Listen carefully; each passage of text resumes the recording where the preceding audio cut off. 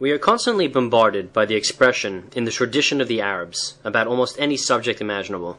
What traditions did they actually have?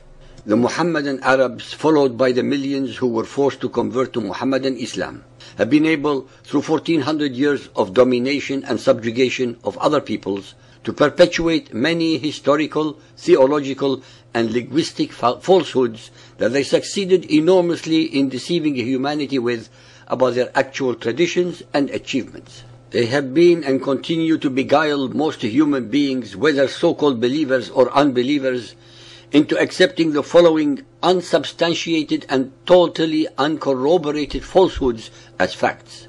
One of the most important achievements of Arab propaganda has been their totally manufactured ancestry that Muhammad and the Muslim exegetes created for the pagan Arabians and hence for themselves. That Abraham and Ishmael were the progenitors of the Arabs.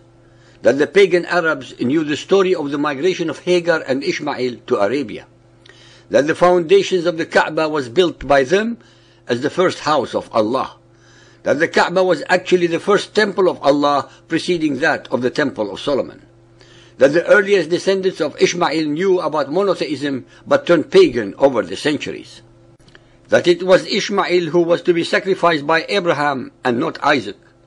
That the concept of Islam, which is the belief in one God, belongs only to the followers of Muhammad. That Muhammad was bringing back to them the original monotheism of Abraham that they had forgotten for the earlier 2,500 years. That Muhammad was a prophet. That Muhammad is the last prophet of Allah.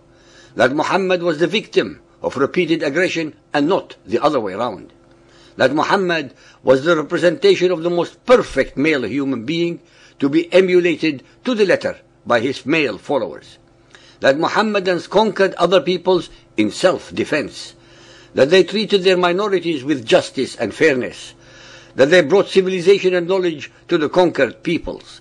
That Muhammadan Islam loves all and encourages all types of learning. That Muhammadan Islam must become the only belief system for the whole of humanity since it is superior to all other beliefs. Ladies and gentlemen, so-called believers and unbelievers, as we have demonstrated in over 140 chapters so far, that not a single one of these claims can be shown to be true. We have disproved each and every such mendacious claim based entirely upon the Arabic of the Quran and Hadiths, as well as on the records of Muhammadan Muslims themselves.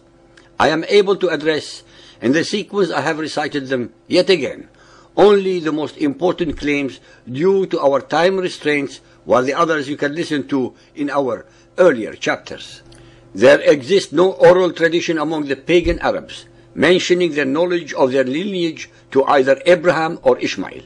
In fact, these two names, as well as the names of Hagar, do not exist in the roster of names recorded by the earliest hadiths. Listen to chapter 68. It was Muhammad who did his best to create a connection between his birth line to that of the Israelites that started the whole train of falsifications, perversions, and distortions of history and reality on the move. The Torah has no knowledge of and does not mention the names of Allah, Arabia, Arabs, or Mecca. It was Muhammad and his followers who, out of desperation, actually concocted these stories to bring themselves in line as inheritors of the traditions identical to that of the Israelites and the Jews, thus sanctifying themselves by association. Chapter 47 gives more details. As we have demonstrated in several of our chapters, no human being can ever show any connection regarding Abraham and Ishmael having been to the valley of Mecca or erecting the foundations of a pagan temple there. If, as alleged by the followers of Muhammad, that their ancestors knew about monotheism, why then did they turn pagan for 2,500 years only to be awakened by Muhammad's alleged revelations? How is it possible that they had a complete case of national amnesia? Why, on the other hand, were the Israelites and the Jews able and willing to carry, against all odds, the light of monotheism all these 2,500 years to be stolen from them by Muhammad? Where are the records, whether oral or written, that assert that it was Ishmael and not Isaac who was going to be sacrificed by Abraham?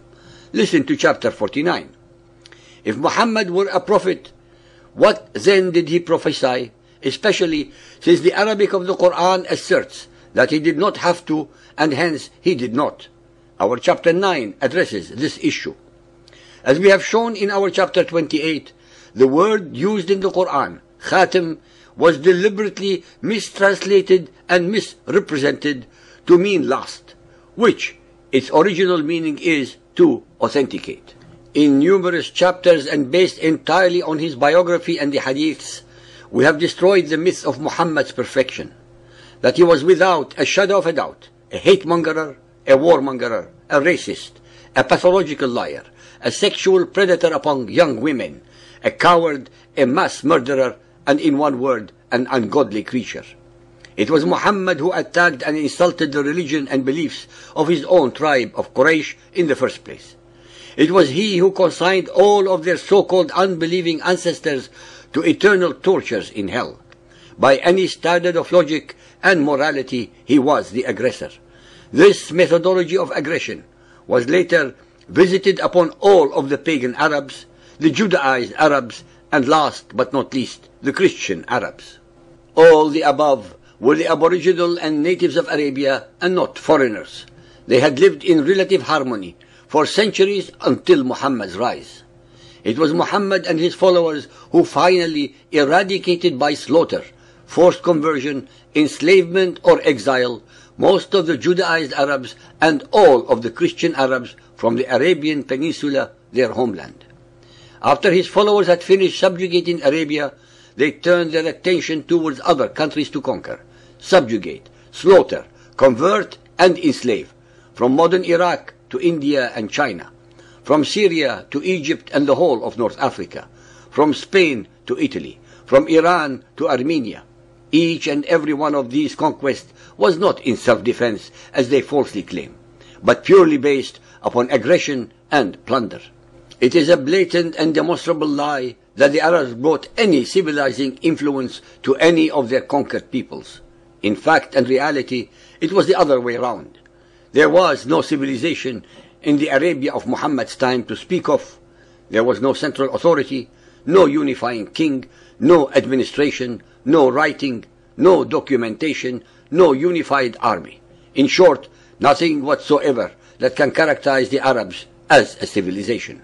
On the other hand, the followers of Muhammad conquered many of the most important civilizations in the world at that time.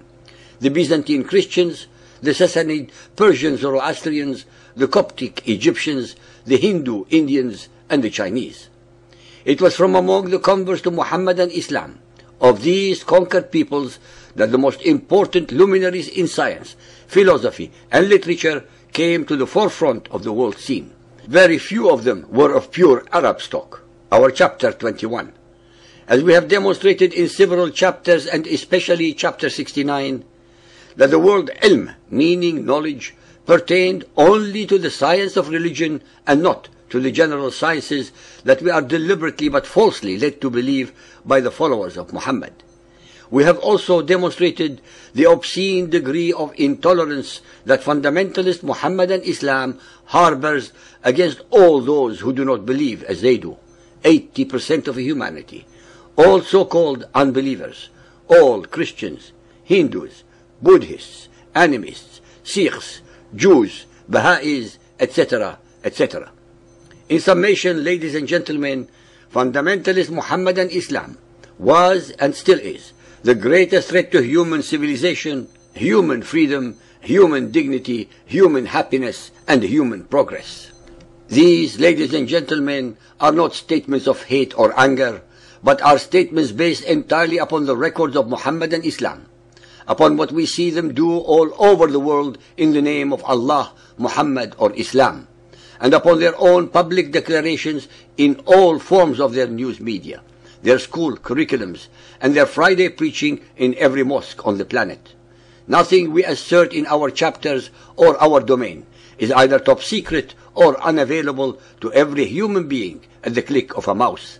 That is why we encounter only very few diehards who attempt to disprove our factual and unassailable revelations.